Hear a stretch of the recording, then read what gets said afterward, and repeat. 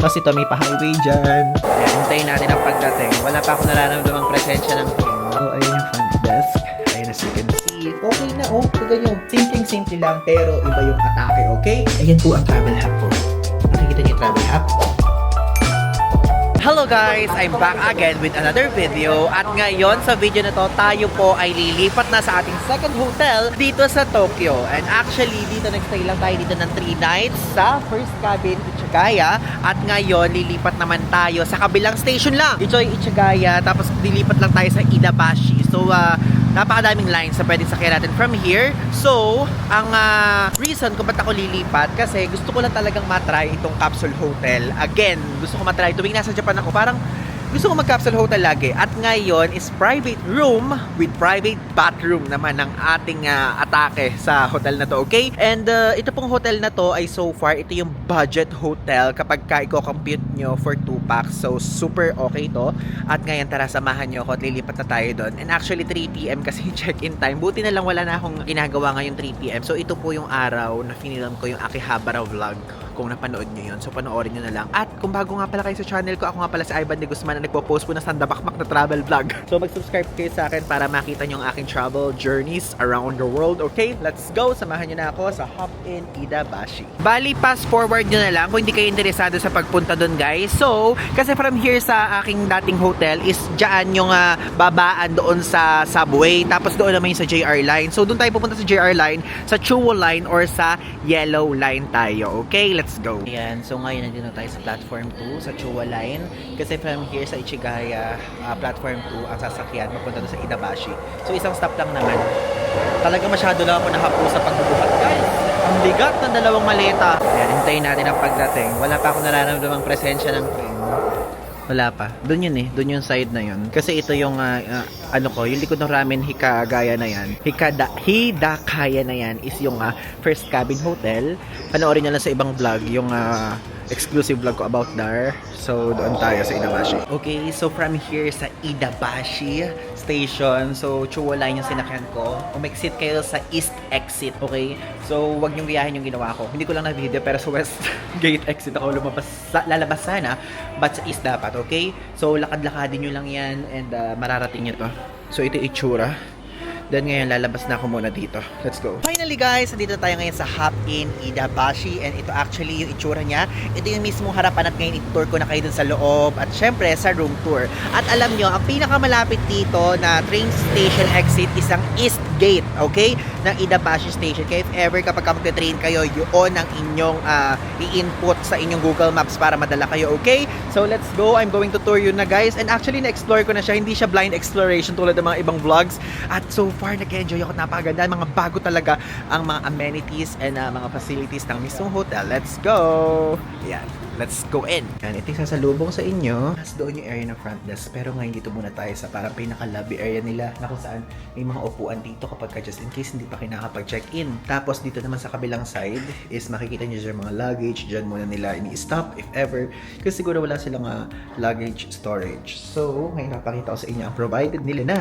Mayroon silang provided na green tea, brown rice tea, royal Walton tea. Kaya lang dito lang daw yan pwede inumin. Then, ayan, meron silang pinaprovide ng coffee, espresso, cappuccino, latte macchiato, plus, ayan, free coffee, nakalagay dyan, plus ito ilalagyanan if ever. So, dito, meron ditong provided na creamy something, ayan, plus sugar, tapos stirrer, plus cup, plus hot water. Tapos, usually, tulad sa mga ibang hotel, meron sila pinaprovide sila ditong toothbrush, razor, shower cup, body towel, cotton pad, cotton bud, hair tie, hairbrush, tas bath salt.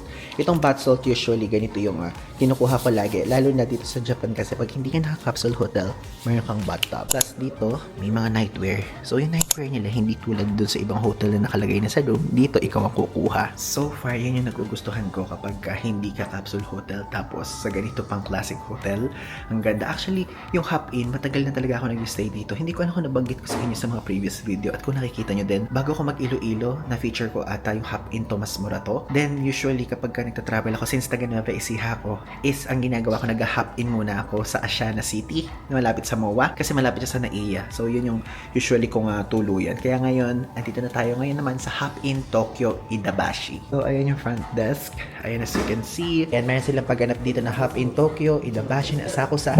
Actually, after nito sa Asakusa naman tayo. So, if ever kung mag-check-in kayo dito, you share your hotel review on TikTok para magkaroon kayo ng Hop-in crossbody bag nila. Tapos, ayan, tignan nyo, may Philippines, may Thailand, tapos may Japan. So far, Philippines pa lang try natin in Tokyo. Next naman yung Thailand. Then, dito naman tayo sa side na to. Ito yung laundry, vending machine, and ice machine nila. Ayan. Tara, pasok tayo. So, ayan yung vending machine. Oh, di ba? Pwede kayong bumili dito. Actually, ang mura ng water nila dito, 100 yan lang ha. Sa iba kasi, mahal yung ganyan, 120, 110, ganyan. So, side naman na to is, ayan, yung kanilang laundry.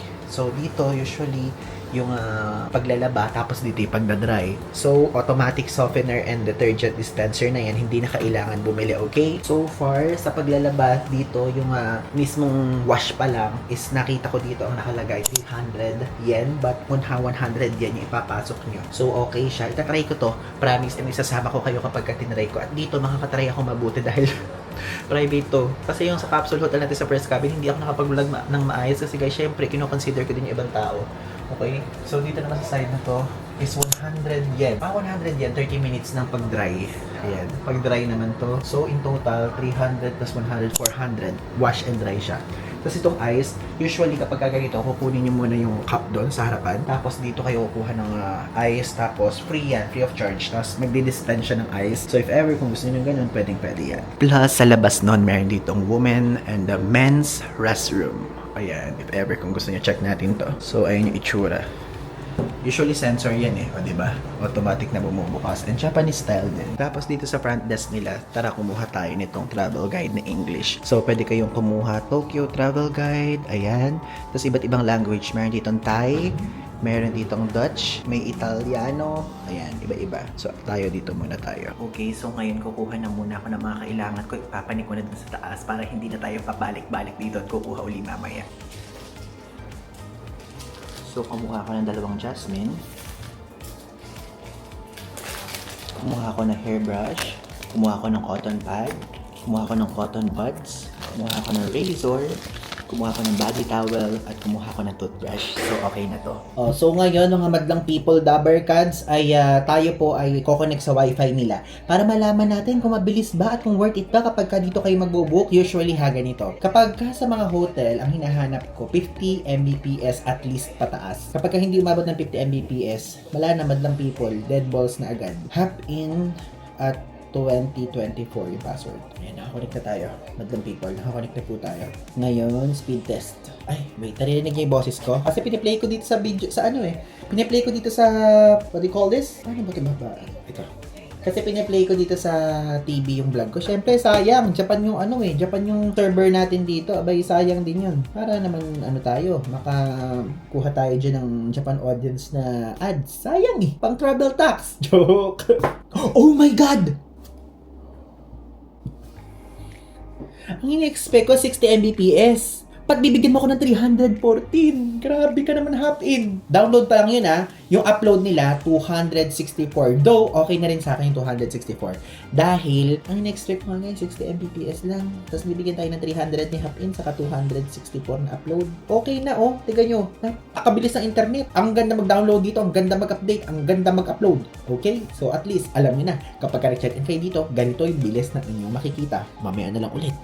Kapag meron pa akong gustong sabihin sa inyo, babalikan ko to. Okay? Bye-bye! Okay guys, so ngayon mag-room tour na tayo. Siyempre na-share ko na sa inyo kung ano yung makikita nyo sa baba and all. So ngayon, ayan, magsisimula ulit tayo sa ating normal na pinagsisimula ng mga room tour, ang pintuan. Grabing kadetalyaduhan naman to, pati pinto, ina-explain bakit. Gusto ko informative guys. Para sa inyo yun itong ginagawa ko, okay? So, ito guys, dito sa mismong pintuan, mayroon dito mga magnet, which is nakalagay dyan, do not disturb, no room making, only change towels, please clean my room, okay? So, ayan, ito po ay magnet. Ito ilalagay nyo sa labas if ever kung gusto nyo palinis yung kwarto nyo. Ito, tatanggalin nyo dyan, ilidikit nyo dun sa labas. Ganun ang eksena dito. Tapos, dito kasi sa Japan, ang eksena din dito, ayan, basahin nyo to. Dito, kapag ka nag-check-in, your room will be cleaned after every third night. So, yun, pwedeng sa third night, maglilinis ng automatically. Okay, so ito yan. So, first night, second night, third night. So, ganun po ang galawan dito. Tapos, ito yung mismong floor map. So, ayan, 1, 2, 3, 4, 5, 6. So, 6 lang na room ang meron. Okay? Kulang. Walang 904. Walang 904. Ang galing naman.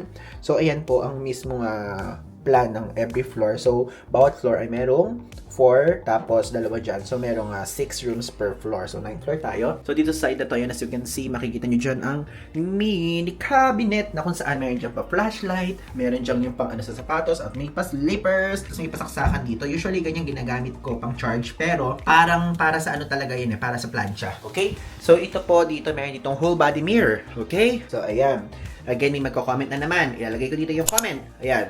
Bakit daw kailangan pang sinasabi yung full body mirror? Features daw ba yung ganyan? Ang sagot ko po dyan, yes, feature to. Dahil may mga taong gusto na yung mismo mirror nila ay talagang full. Yung whole yung mirror nila. Dahil pang check ng OOTD. Okay? So, dito naman tayo sa side na to. Dito is, ayan po ang mismong toilet. So, ayan, Japanese style yung toilet. Actually, puro ganyan naman yung style ng toilet. So, pagpasok, ayan, makikita nyo, dito meron dyan provided na conditioner, shampoo, and body soap. Tapos, meron dyan pa-shower. Usually, ganyan naman eh. Pati itong mismong operatan, yan. Tapos, ito yung mismong, tawag dito, mismong lababo. Tapos, ito yung pinaka-toilet bowl. So, ayun yung toilet bowl, guys. So, kapag gusto nyo flush, ito. Ang lakas ng pressure. Tapos kung gusto nyo mag-bidet, ito. Kung gusto nyo na yung pressure lakasan, ayan. Tapos kung gusto nyo na yung position, ganyan. Tapos yung one clean, yung panglinis ng puwit, yun, ganun yan. Tapos ito is, pwede kayo dito mag-ano ng tissue. Though may tissue naman ang provided dito, pero lagi nireserva kasi silang binibigay kapag ganyan. Tapos ito, meron dyan pangmumog, like ganon, pangmumog na ganyan. Tapos ito, yan yung mga pinakita ko sa inyo kanina. Ito ay kinuha ko lang, okay? So, hindi yan kasama agad-agad. So, kayo bahala kumuha. So, yung bath salt, ilalagay niyan dito kapag gusto niyo mag-bath. Usually, ganyan yung ginagawa ko, okay? Then, ayan, may shower curtain. Tapos, meron ditong pa-towel. Tapos, meron ditong pa-mini towel, okay? So, yun lang naman. Tapos may pa-hand soap pala dito. Mapang yung hand soap nila eh. Mapang yung hand soap, okay? Tapos may sabitan pala dyan, okay? So, let's go na tayo sa mismong bed, okay? And dito naman po, sa side naman na to, ayan, as you can see, simpleng-simple lang, pero iba yung atake, okay? So, dito, medyo marumi na tong part na to, but malinis pa naman siya. Like, what I mean is, meron ako mga nilagay dyan. So, working area to. Tapos, dito is nakalagay dyan is yung remote guide kasi Japanese po ang aircon remote. Tapos, yung mismong TV remote. Tapos, ito yung keycard. Though, isang keycard lang kasi pinaprovide nila. Pero kasi ganito. Ayan po ang travel hub ko. Nakikita niyo yung travel hub? Paymaya ang ginamit kong card. Usually kasi naglalagay ako ng ibang card talaga sa ganyan. Para magagamit ko, di ba? So, ngayon, ito po ang makikita nyo dito. Then, sa bandang baba is meron ditong, tawag dito, refrigerator. Plus, dito sa side na to is yung kettle, may dalawang tubig at may cup. Tapos yan, gumagana na yan. Pwede kayo maglagay dyan ng tubig na provided nila. Or kung gusto nyong bumili sa convenience store. Tapos dito is meron silang pa-socket. Plus, meron din sila ditong lalagyanan ng tissue if ever kung gusto nyo ng tissue. At pwede din kayo kumuha sa baba ng Tokyo Travel Guide. Tapos dito sa side na ito, ayan, makikita nyo. Japan video din yan. Pinaplay ko yung YouTube video ko para makita nyo. Ayan, saka para lumakad din. Dito sa Japan yung mismo ano. Tapos para may ads din. Syempre, pang travel tax din yon. Tapos dito guys, ayan, makikita nyo dyan. Meron dyan pa aircon na kung saan napakalamig talaga. Like, pwede nyo i-control. Yun naman ang advantage kapag hindi kayo naka-capsule hotel. Kasi kapag naka-capsule hotel kayo dito sa Japan, is hindi nyo pwedeng lakasan yung aircon. Hindi nyo din pwedeng hinaan na mahinang-mahina. Pero pwede nyo patayin. Pero ito, pwede kong i-16, pwede kong i-17, 18, 19, 20, kung ano trip ko, diba? So, ayan. And again, pagka po magja-Japan kayo o kung saan pa man kayo pupunta, pag kami YouTube, i-play nyo lang yung video ko, guys. Hayaan nyo naka-play doon. Para naman dumami-dami ang ating views. Tinuro sa kanya ng mga ibang travel vlogger kong friends. Okay, so dito sa side na to, makikita nyo, ayan, meron dyang headboard na si-symbolize ng hop-in kasi ganyan yung style ng hop-in. Then, ito, ayan, as you can see, double bed po itong bed ko dito. So, pang dalawahang tao yan, okay? So, mamaya ako sa inyo sasabihin yung price. Tapos dito, makikita nyo, meron ditong kontrola ng room. Ayan, kung ayaw nyo malakas yan, kung gusto nyo hinaan, ganyan po. Tapos kung gusto nyo patayin, pero ako syempre, ilalakasan ko. Tapos bubuksan ko to. Tapos ito, meron dito extra socket para sa mga charger kung gusto nyo mag-charge, okay? Then dito sa side na to, meron dito air purifier. And actually guys, hindi ko alam kung ano to. Pwede mo mag-comment kayo kung ano to kasi meron siya lumalabas na hangin, no? Ayun, no? Hindi ko alam kung ano siya. Hangin ba sa labas to? Panghigop? Para saan kaya to, no? Hindi ko alam eh. Ayan, so pupush na ganyan. Tapos ito, yung mismong bintana at natutuwa ako, ito yung nakikita oh. Nakikita nyo ba yan? Ayun yung train oh. Ayun lang yung train, ganun lang kalapit guys. Konting lakaran lang yan. Tapos ito may pa-highway dyan. And yan ang Idabashi area. Okay? Yun lang naman ang gusto kong sabihin sa inyo. Napakaganda nitong place natin. Tapos hindi ko pala nasabi na meron dito nga pa-sampayan na ganyan. Open yung sampayan. Alang cabinet na, ay may cabinet na mini doon. Pero ito, yung kapag kamalakihan, lalo na kapag ka-winter, dito nyo ilalagay yung mga jacket nyo, yung mga trench coat nyo. Tapos dito din, meron nilalagyan dito na takpan lang. Okay? Tapos, gusto ko i-share sa inyo. At ipapakita ko din yung bilis ng internet, guys. Tignan nyo, 314 Mbps. Tapos, yung upload is 264 Mbps. Grabe, alam nyo, fininom ko nga ito eh. And sinabi kong gano'n na talagang inaasahan ko lang talaga is yung, sinabi ko 60 lang, di ba? Pero binigyan ako ng napakalaki, napaka-good. Gusto ko yung ganito, mabilis, mas maganda makakapag-work, no? Hello! So, ngayon, mag-check out na tayo dito sa Hop in Idabashi. At, syempre, every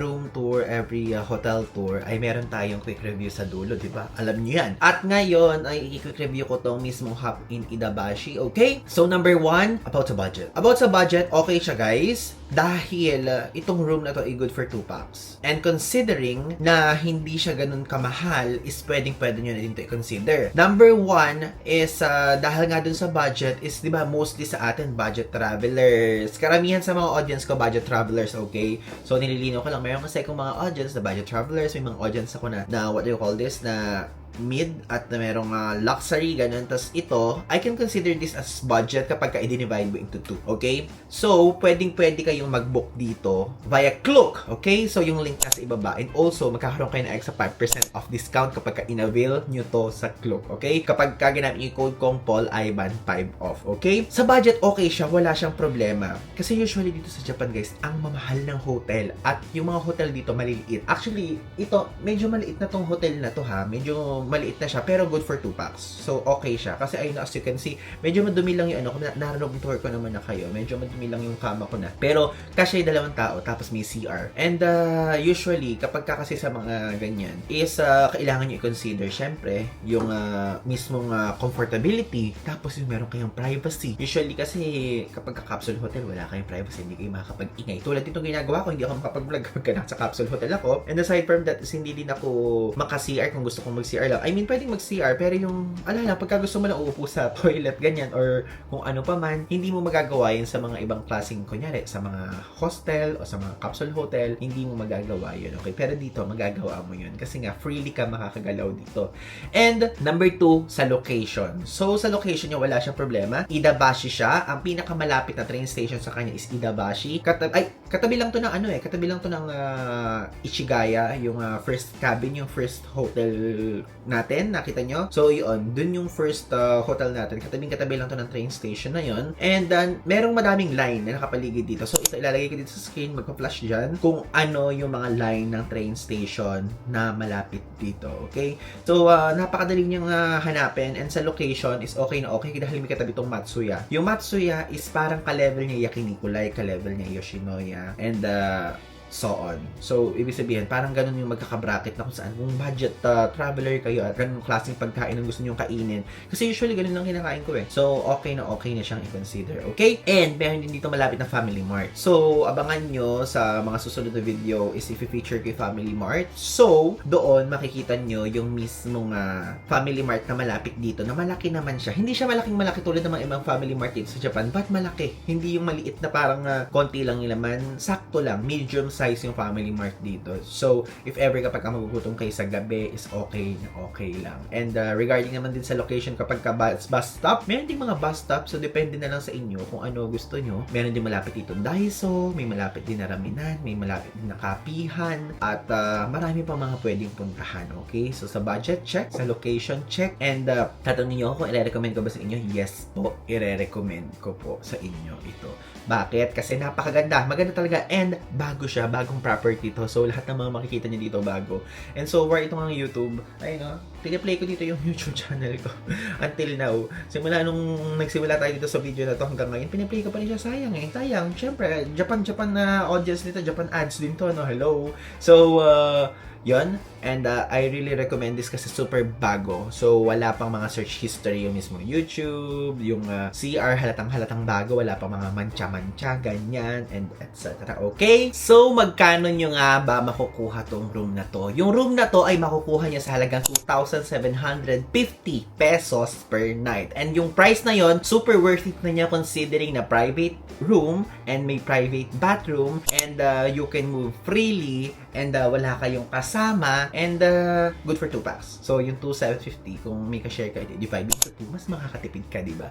Maganda pa yung location and napakadami pang amenities. Meron pa dito laundry, meron pa dito ice machine, meron pa dito vending machine, meron pa dito libreng coffee sa ibaba, di ba? Tapos yung mga iba't ibang mga gusto nyong mga toiletries, pwede kayo kumuha dito unlimited. Okay? And napakabilis pa ng wifi. And again, yun po ang ating presyo per night. And usually, depende yan kasi depende sa punta nyo. May mahal kasi na season at may murang season. Okay? So, yun lang guys. Maraming salamat and I hope nagustuhan nyo tong video na to. If nagustuhan nyo, please click like and kapag meron kayong thoughts, mag-comment kayo. And also, you can follow me sa aking Instagram and TikTok para lagi kayo updated real time sa mga ganap ko na travel life.